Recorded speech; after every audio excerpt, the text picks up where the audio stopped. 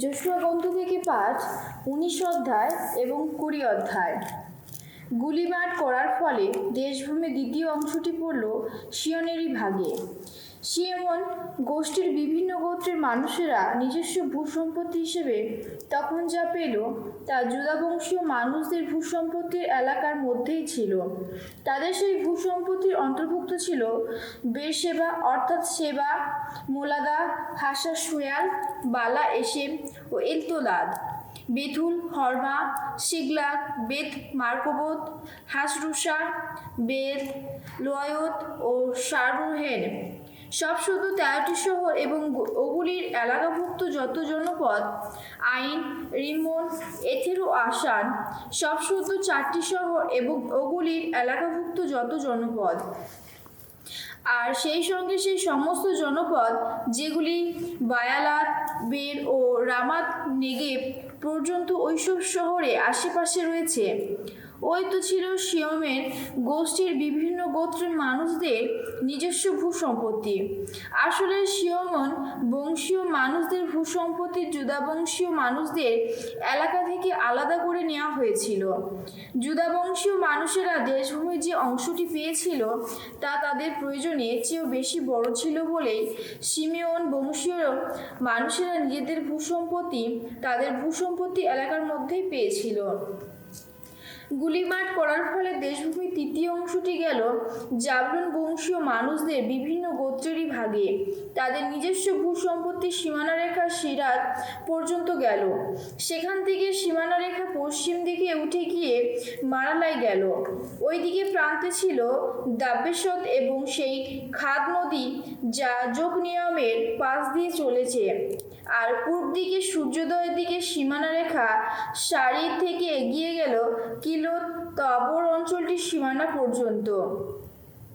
সেখান থেকে তা এগিয়ে গেল দাবেরাত পর্যন্ত, তারপর তা উঠে গেল জাফিয়ার। সেখান থেকে সীমানারেখা আবার পূর্ব দিকে সূর্যোদয়ের দিকে মোড় নিয়ে গাত হেফেরে এবং এতকাশিনে গেল। তারপর রিম্মন পর্যন্ত গিয়ে তা বেঁকে গেল নেয়ার দিকে। সেখানে মোড় নিয়ে সীমানারেখা উত্তর দিকে গেল হান্নাথনে। শেষে তা গিয়ে পৌঁছল এফতা এল উপত্যকায়। ওই এলাকায় অন্তর্ভুক্ত ছিল কাত্তাত, নাহালাল, সিরনন, ইদালা ও বেতলেহেম, সব শুধু ছিল 12টি শহর এবং ওগুলির এলাকাভুক্ত যত জনপদ। ওই তো ছিল জাবলুন বংশীয় মানুষদের বিভিন্ন গোত্রের নিজস্ব ভূসম্পত্তি, হ্যাঁ, ওই সমস্ত শহর ও ওগুলির এলাকাভুক্ত যত জনপদ। গুলিবাট করার ফলে ইসাখারের ভাগে ইসাখার বংশীয় মানুষদের বিভিন্ন গোত্রের ভাগে পড়ল দেশভূমির চতুর্থ অংশটি। তাদের এলাকায় অন্তর্ভুক্ত ছিল জেত্রেল, কেশোলোত, সুনেম, হাপারাইম, শিয়ন, আনাহারাত, রাব্বিত, কিশিয়ন, এবেশ, রেমেদ, এন গানিন, এন হাদ্দা, বেদ পাশেস, এই শহরগুলি।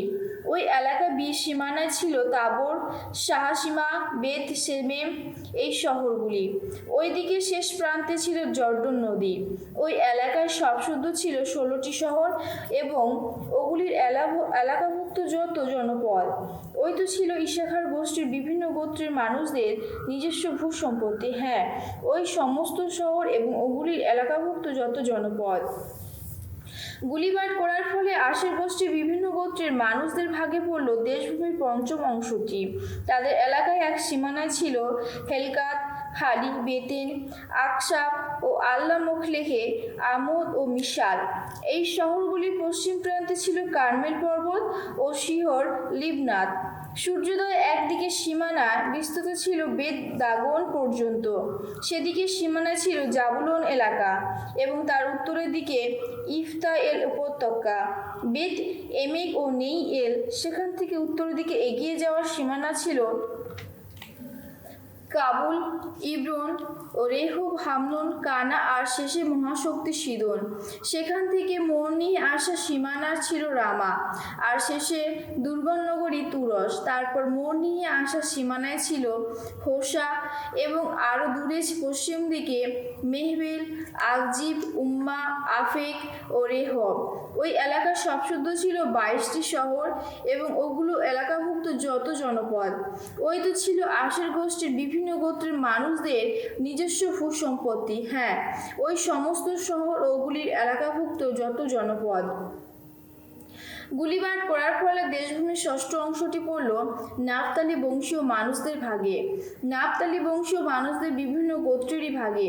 তাদের এলাকার সীমানারেখা হেলেব থেকে এরন ও বেয়াসনান্নিম, আদামি নেকেব ও জাবনিয়েল হয়ে এগিয়ে গেল লাক্কুম পর্যন্ত। শেষে তা গিয়ে পৌঁছালো জর্ডন নদীতে। পশ্চিম দিকে বন নিয়ে তা গেল আজনোত তাবরে, আর সেখান থেকে গেল হুকুকে। তার দক্ষিণ পাশে ছিল জাবুলন এলাকা, পশ্চিম পাশে ছিল আশের এলাকা, আর পূব পাশে জর্ডন নদীর অঞ্চলে ছিল জেহুদা।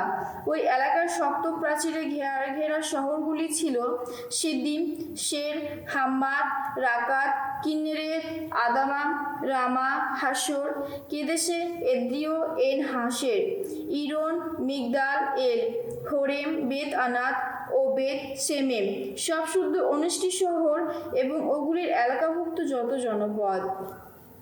ওই তো ছিল নাফতালি গোষ্ঠীর বিভিন্ন গোত্রের মানুষদের নিজস্ব ভূসম্পত্তি।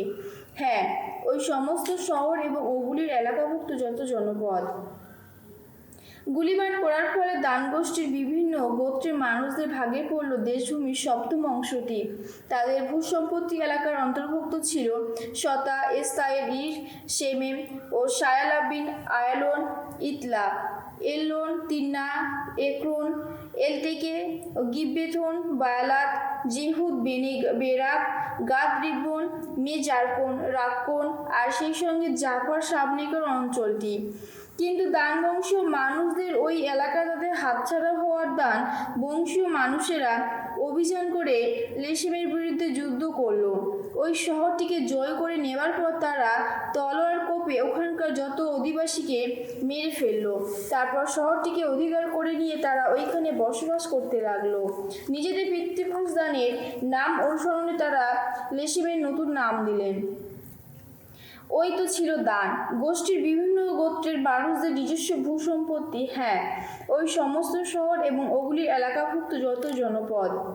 দেশভূমির ওই সীমানাভিত্তির বন্টনের কাজ শেষ হলে ইসরায়েলেরা নুনের পুত্র জেশুয়াকে নিজেদের মাঝখানে বিশেষ ভূসম্পত্তি দিল। তিনি নিজে যে শহরটি পেতে চেয়েছিলেন, ভগবানের আদেশে সেই শহরটি অর্থাৎ এফ্রাইমের পার্বত্য অঞ্চলে অবস্থিত তিন্নাত সেরাও শহরটি তাকে দেওয়া হলো। ওই শহরটিকে নতুন করে গড়ে তুলে তিনি ওইখানে বসবাস করতে লাগলেন। শিলোয় সাক্ষাতের শিবিরটি প্রবেশপথের মুখে ভগবানের সামনে গুলিবাট করে যাজক এলিয়েজার, নুনের পুত্র যোশুয়া এবং পিতৃকুল প্রধানেরা ইসরায়েলীয় গোষ্ঠীগুলির মধ্যে দেশগুলির ওই ভিন্ন ভিন্ন অংশ বন্টন করে দিলেন। তারা ওইভাবে দেশভূমি ভাগ করে দেবার কাজ ছেড়ে নিলেন। ভগবান যোশুয়াকে এই কথা বলেন, তুমি ইসরায়েলীদের এই নির্দেশ দাও মোশির মাধ্যমে, আমি তোমাদের যে সমস্ত আশ্রয় নগরী স্থাপন করতে বলেছি তোমরা এখন সেগুলির অবস্থান ঠিক করে নাও। যে মানুষ ভুল করে অনিচ্ছাকৃতভাবে কাউকে মেরে ফেলেছে, নরহত্যার দায়ে অভিযুক্ত, সেই মানুষটিকে ওখানে পালিয়ে গিয়ে আশ্রয় নিতে পারবে। রক্তপাতের প্রতিশোধ যার নেওয়ার কথা, ওই সব নগর তারই হাত থেকে রক্ষা পাবার স্থান হয়ে দাঁড়াবে। নরহত্যা দায়ে অভিযুক্ত মানুষটি ওই নগরগুলির যে কোনো একটিতে পালিয়ে গিয়ে ওখানকার নগরদ্বারের প্রবেশপথে হাজির হয়ে ওই নগরের প্রবীণদের সামনে নিজের পরিস্থিতিটা বোঝাবে।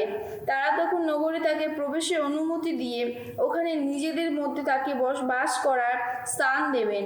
রক্তপাতের প্রতিশোধ যার নেওয়ার কথা, সে যদি তার পিছু পিছু তাড়া করে সেই নগরে আসে, তাহলে তারা কিন্তু নরহত্যার দায়ে অভিযুক্ত ওই মানুষটিকে তার হাতে তাকে তুলে দেবেন না, কেননা সে তো অনিচ্ছাকৃতভাবে অন্য লোকটিকে মেরে ফেলেছে এবং সেই লোকটির প্রতি আগে তার তো কোনো শত্রু মনোভাব ছিল না।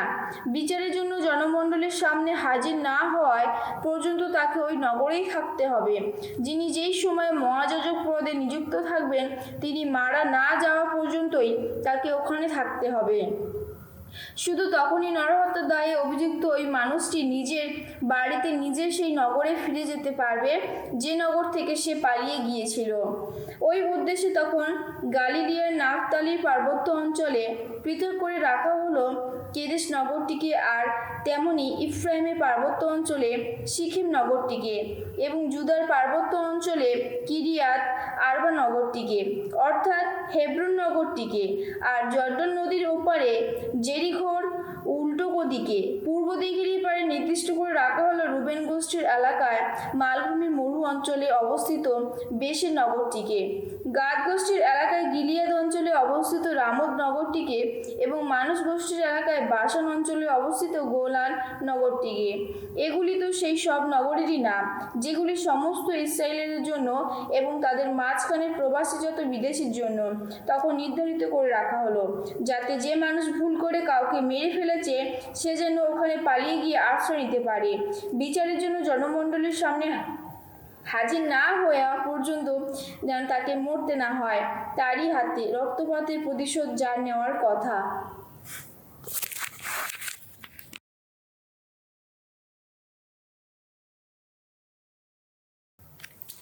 সামসঙ্গীত 112। জয়তু জয়তু ভগবান, ধন্য সেই মানুষ ভগবানকে যে করে সম্ভ্রম, তার আদেশ পালনে যার পরম আনন্দ, তার বংশ পৃথিবীতে শক্তিশালী হবে, সত্যনিষ্ঠ মানুষের কুল আশীষ ধন্য হবে, তার ঘরে ভরে উঠবে ঐশ্বর্যের সম্পদে, তার ধার্মিকতা হবে চিরস্থায়ী, সত্যনিষ্ঠ যারা তাদের চলার পথে সে তো হবে অন্ধকারে আলোর নিশানা। সে যে দয়ালু দরদি, সে যে ধার্মিক মানুষ, অন্তরে সদয় হয়ে যে করে ঋণদান, কাজ কর্মের সম্পাদনে যে ন্যায়নিষ্ঠ থাকে তাতেই তার মঙ্গলই হয়। সে তো কোনো কিছুতেই টলবে না কখনো, ধার্মিকের স্মৃতি সবার মনে থাকবে চির স্মরণীয়, দুঃসংবাদের কোনো ভয় নেই তার। সে যে দৃঢ়মনা, সে যে আস্থা রেখেছে ভগবানের, সুস্থির হৃদয় তার, সে কোনো কিছুতেই পায় না ভয়। শেষকালে সে তো দেখতে পাবে শত্রুদের পতন, দরিদ্রকে সাহায্য দানে সে কত উদার, তার ধার্মিকতা হবে চিরস্থায়ী, সে মাথা তুলে দাঁড়িয়ে থাকবে মহাগৌরবে। তাই দেখে দুর্জনে অতিষ্ঠ হবে, সে তখন দাঁতে দাঁতে ঘষবে, ঈর্ষায় জ্বলে মরবে, সেদিন ব্যর্থই হবে দুর্জনের মনের যত বাসনা।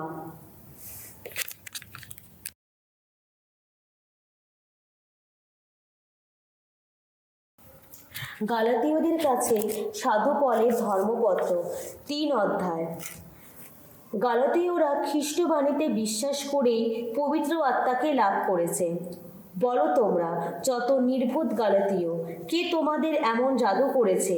তোমাদের চোখের সামনে কি যীশুখ্রিস্টের ক্রুশবিদ্ধ মূর্তিটি স্পষ্টই তুলে ধরা হয়নি? তোমাদের কাছ থেকে আমি শুধু এইটুকুই জানতে চাই, তোমরা কি মুশির বিধানের নির্দেশ মতো কাজ করেই পবিত্র আত্মাকে পেয়েছিলে, না তাকে পেয়েছিলে তোমাদের কাছে প্রচারিত সেই বাণীতে বিশ্বাস করে? সে কি এত নির্বোধ তোমরা? আত্মিক প্রেরণার যা শুরু করেছিলে, তোমরা কি এখন বাহ্যিক আচারেই তার সমাপ্তি আনতে চাও? তাহলে তোমাদের ওইসব মহৎ অভিজ্ঞতা কি বৃথায় গেল? অবশ্য তা যদি সত্যিই বৃথা গিয়ে থাকে, পবিত্র আত্মাকে যিনি এমন উদারভাবে তোমাদের দান করে থাকেন এবং তোমাদের মধ্যে ওইসব অলৌকিক কাজ সম্পন্ন করেন, তিনি কেনই বা তা করেন? তোমরা বিধানের নির্দেশ মতো কাজ করছো বলে, নাকি তোমাদের কাছে প্রচারিত বাণীতে তোমরা বিশ্বাসী বলে? একবার ভেবে দেখো তো, আব্রাহামের বিষয়ে শাস্ত্রে এই কথা লেখা আছে যে তিনি পরমেশ্বরকে বিশ্বাস করলেন, আর সেই বিশ্বাসেরই জন্যে পরমেশ্বর তাকে ধার্মিক বলে গণ্য করলেন। সুতরাং এই কথা তোমাদের বোঝা উচিত যে ঈশ্বর বিশ্বাসের পথেই চলে যারা, তারাই আব্রাহামের সন্তান। পরমেশ্বর যে সেই বিশ্বাসের পথ দিয়েই বিজাতীয়দের অন্তরে ধার্মিকতা ফিরিয়ে আনবেন তা আগে থেকেই জানতে পেরে শাস্ত্র আব্রাহামকে আগে থেকেই এই মঙ্গলবার্তা জানিয়ে দিয়েছিলেন যে তোমারই মধ্যে দিয়ে সকল জাতি আশীষ ধন্য হবে। কাজেই বিশ্বাসের পথেই চলে যারা, তারাও ঈশ্বর বিশ্বাসী আব্রাহামেরই মতোই আশীষ ধন্য। এদিকে বিধান পালনে যাদের আস্থা, তারা সকলেই অভিশাপগ্রস্ত মানুষ।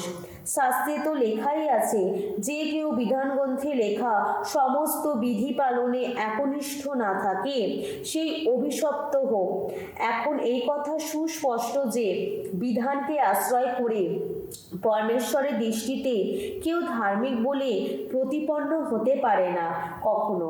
শাস্ত্রে তো লেখাই আছে যে ধার্মিক সে তো বিশ্বাসের গুণেই জীবন পাবে।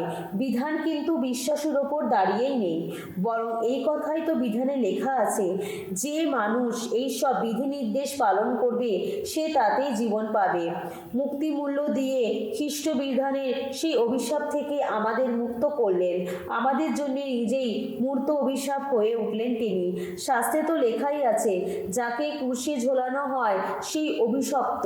আর এমনটি তো ঘটেছিল যাতে আব্রাহামকে আশীর্বাদ করে পরমেশ্বর যা বলে রেখেছিলেন সেই মতো যেন খ্রিস্ট যিশুরই মধ্যে দিয়ে বিজাতীয়রা আশীর্ষধন্য হতে পারে, যাতে বিশ্বাসেরই গুণে আমরা প্রতিশ্রুত পবিত্র আত্মাকে লাভ করতে পারি।